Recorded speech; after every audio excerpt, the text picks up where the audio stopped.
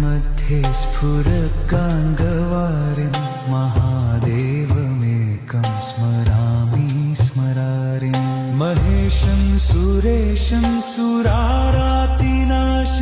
विभुं विश्वनाथं विभूत्यङ्गभूषं विरूपाक्षमिन्द्वर्कवहमेनिनेत्रं सदानन्दमीडे प्रभुं पञ्चवक्त्रम्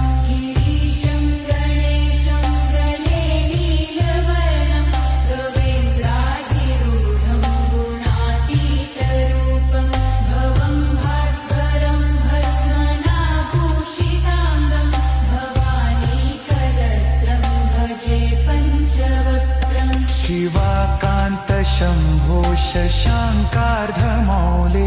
महेशानशूलिं जटाजूटधारिं त्वमेको जगद्व्या